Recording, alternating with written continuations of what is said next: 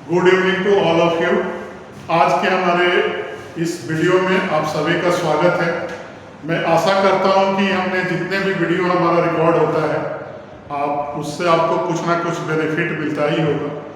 आज हम लोग क्या करेंगे कि ऐसा टॉपिक अभी डिस्कस करने जा रहे हैं जिसका यूज हमको लगता है कि मैथमेटिक्स में 9 to 12 जेईई मेन और किसी भी कंपटीशन के लिए, जैसे रेलवे हुआ, एनडीए हुआ, बैंकिंग हुआ, कोई भी जनरल कंपटीशन, उसके लिए भी इसका यूजफुल है और आपको लगभग हर एक कैलकुलेशन में हेल्प करेगा। तो आज हम जो यूज करने जा रहे हैं उसको फैक्टोरियल बोलते हैं, फैक्टोरियल नोटेशन। फैक्टोरियल क्या होता है, उसका वैल्यू कैसे फाइंड करते हैं और फैक्टोरियल से हमें कैलकुलेशन में क्या फायदा होता है, आज हम लोग इसका जिक्र करेंगे। ठीक है, तो सबसे पहले मैं यहाँ लिख रहा हूं फैक्टोरियल। तो इसमें हम देखेंगे कि फैक्टोरियल के आगे कोई ना कोई नंबर होता है। जैसे हम लिख दिए फैक्टोरियल n, ठीक है, तो फैक्टोरियल n को जनरली हम ऐसे लिखेंगे और आप देखिएगा बुक में या कहीं भी तो ऐसे भी लिखा रहता है। ठीक है, लेकिन हम लोग क्लास में ऐसे ही यूज करेंगे फैक्टोरियल है, और इसको ऐसे भी लिखते हैं n के बाद एक्सक्लामेशन का जो साइन होता है उसको दे देते हैं, तो उसका भी मतलब होता है फैक्टोरियल n। और अगर 0 पर फैक्टोरियल लगे तो इसका वैल्यू 1 के बराबर होता है, इसको हमेशा याद रखना है। मतलब फैक्टोरियल 0 कितने के बराबर होता है, 1। और अगर किसी निगेटिव नंबर पे फैक्टोरियल लग जाए तो इसको हम लोग कहेंगे कि मीनिंगलेस है, मतलब इसका कोई मीनिंग नहीं होता है। ठीक है, तो इससे क्लियर हो गया कि फैक्टोरियल के अंदर वही नंबर आएगा जो 0 से पॉजिटिव की तरफ जाएगा। मतलब 0 टू पॉजिटिव, इंटीजर्स भी कहेंगे, लेकिन कहीं कहीं हम लोग फ्रैक्शन में भी उसका यूज करते हैं। तो यहाँ हम देखेंगे कि फैक्टोरियल होता क्या है। तो अभी हम बताएं कि इसको फैक्टोरियल n बोलते हैं और इसका मतलब होता है कि n से एक एक कम करते जाएंगे और कहाँ तक जाएंगे, तो 1 तक चले जाएंगे। 3 into 2 into 1, मतलब कि फैक्टोरियल n का मतलब है n से लेकर 1 तक का मल्टीप्लिकेशन। तो कोई पूछे कि फैक्टोरियल 1, तो 1 से 1 का मल्टीप्लिकेशन। फैक्टोरियल 2, तो 2 से लेकर 1 तक का मल्टीप्लिकेशन, तो 2 ही आएगा। फैक्टोरियल 3 क्या हो जाएगा, तो 3 से लेकर 1 तक का, तो 3 into 2 कितना आ गया, 6 आ गया। तो यहां से हम समझ गए कि फैक्टोरियल का मतलब है कि जिस नंबर पर फैक्टोरियल लगा है उस नंबर से कंटिन्यूअसली 1 तक का प्रोडक्ट होता है। ठीक है, तो अभी हम देखें कि फैक्टोरियल 0 तो 1 होता ही है, फैक्टोरियल 1 भी 1 है, फैक्टोरियल 2 2 है, फैक्टोरियल 3 का वैल्यू क्या है, 6 है। उसी तरह अगर फैक्टोरियल 4 पूछा जाए तो हम बहुत आसानी से बता देंगे 4 into 3 into 2 into 1, तो 12 into 2 कितना आ गया, 24। फैक्टोरियल 5 लिखे तो 5 into 4 into 3 into 2 into 1, that is 120 आ गया, एंड सो ऑन। मतलब कि फैक्टोरियल का वैल्यू लगभग 5 तक याद रहे तो ठीक है। जैसे फैक्टोरियल 1 1 हो गया, फैक्टोरियल 2 2 हो गया, फैक्टोरियल 3 6 हो गया, फैक्टोरियल 4 24 हो गया और फैक्टोरियल 5 120। उसी तरह आगे बढ़ेंगे तो फैक्टोरियल 6 आएगा 720 एंड सो ऑन। ठीक है, अब इसका यूज क्या है, तो इसके लिए हम सबसे पहले लिख रहे हैं NCR। एनसीआर एक टर्म है जिसका फुल फॉर्म है number of selection of r things taken from n things. ठीक है, मतलब सिंपली समझ जाना है कि total number of things n है जिसमें से आर थिंग्स को सिलेक्ट करना है, और इसी सिलेक्शन को क्या बोलते हैं, कॉम्बिनेशन बोलते हैं।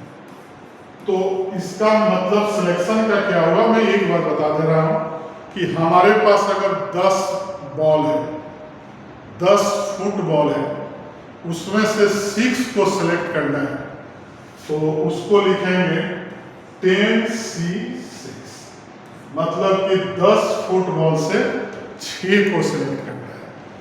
उसी तरह अगर पूछा जाए कि 10 में से 1 को सिलेक्ट करें तो 10C1, अगर 10 में से 10 को सिलेक्ट कर लें तो 10C। ऐसा तो नहीं कर सकते हैं कि 10 फुटबॉल है तो 12 सिलेक्ट करना है, क्योंकि टोटल 10 है ही, तो 10 से ज़्यादा तो हम सिलेक्ट कर नहीं सकते हैं। इसी तरह एनसीआर में एन जो होता है आर से बड़ा होगा या बहुत होगा तो बराबर होगा, क्योंकि एन थिंग्स है तो मैक्सिमम एन ही सिलेक्ट कर सकते हैं, एन से ज़्यादा सिलेक्ट नहीं कर सकते। तो एक चीज को हमने सिलेक्शन में पढ़ा।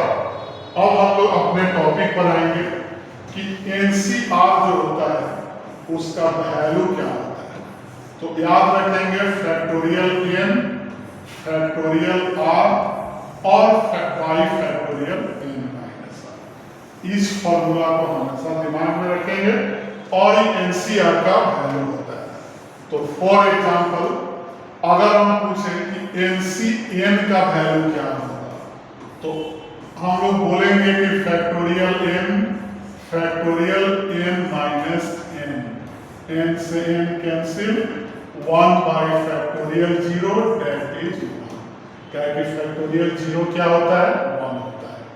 मतलब कि ऊपर और नीचे दोनों बराबर हो, अपर पार्ट और लोअर पार्ट अगर दोनों बराबर है तो वैल्यू हमेशा 1 होगा। उसी तरह NC0 लिखें, अब हम देखेंगे कि क्या आएगा। तो फैक्टोरियल 0 n माइनस 0, तो क्या आ गया, फैक्टोरियल 0 तो 1 आ गया और फैक्टोरियल n आ गया तो 1। तो यहां से क्लियर हो गया कि दोनों इक्वल हो या नीचे में 0 हो तो हमेशा वैल्यू 1 ही होगा। ठीक है, अब हम नेक्स्ट देखेंगे, अगर नीचे 1 हो, NC1 हो, तो लिखेंगे फैक्टोरियल n, फैक्टोरियल 1 और n माइनस 1। अब अगर फैक्टोरियल से n बाहर निकालें तो 1 कम बचेगा। अब कोई स्टूडेंट पूछे कि आप इसको कहां से लिख दिए कि फैक्टोरियल से n बाहर निकाले तो 1 कम बच गया। तो मैं एग्जांपल के थ्रू बता दे रहा हूं। मैंने बोला फैक्टोरियल 5 को 5 इंटू 4 इंटू 3 इंटू 2 इंटू 1 लिख सकते हैं। तो 5 अगर अलग कर दें तो क्या ये फैक्टोरियल 4 नहीं होगा। तो यहां से हमें फॉर्मूला दिमाग में रखना है कि फैक्टोरियल से नंबर निकाल लें तो अंदर 1 कम आएगा। ठीक है, तो यहां हमने क्या फॉर्मूला यूज किया कि n से n को बाहर करें तो क्या बचेगा, अगर n माइनस 1 को भी बाहर कर लें तो क्या बचेगा, n माइनस 2। तो यहाँ क्या बचा, खाली n बचा। तो इसका मतलब क्या हुआ कि NC1 है तो डायरेक्ट n लिखेंगे, 2C1 है तो डायरेक्ट 2 लिखेंगे, 5C1 है तो क्या लिखेंगे, 5 लिखेंगे, एंड सो ऑन। ठीक है, अब हम लोग इसका यूज करेंगे। जैसे हम देख रहे हैं कि x प्लस वाई का होल स्क्वायर कर दें तो नंबर ऑफ टर्म्स कितना आता है, 2 प्लस 1, 3 टर्म में आता है। क्या होगा 3 टर्म, तो x square plus 2xy plus y square. अब इसके लिए रूल क्या है कि अगर हमको याद नहीं करना है तो 2 पावर है, तो पहले टर्म को 2c0 इंटू एक्स का 2 और वाई का अपर पार्ट जो होगा x का पावर, लोअर पार्ट जो होगा y का पावर। सेकंड में क्या लिखेंगे 2c1 x के पावर में अपर माइनस लोअर और लोअर जो होगा। फिर लास्ट में 2c2 x का पावर अपर माइनस लोअर और लोअर क्या होगा, तो पता है कि 0 है तो 1 ही वैल्यू होगा, पावर 0 है तो 1, 2c1 है तो 2, xy 2c2 है तो 1 होगा।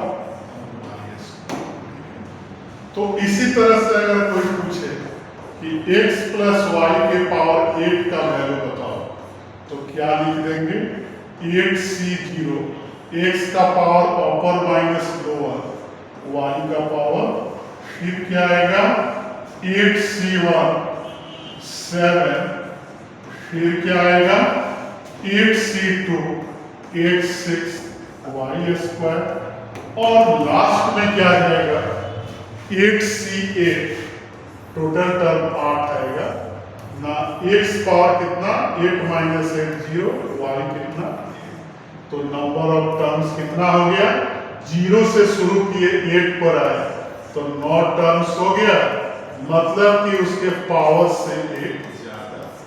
तो अब हम क्या देखें कि इस कॉम्बिनेशन वाले फॉर्मूला के यूज से x प्लस वाई का कुछ भी पावर हो, 4 हो 5 हो 3 हो 10 हो 12 हो, उसका वैल्यू हम निकाल सकते हैं। ठीक है, तो हमने आज की क्लास में फैक्टोरियल और पावर का यूज कैसे करेंगे इसके बारे में पढ़ा।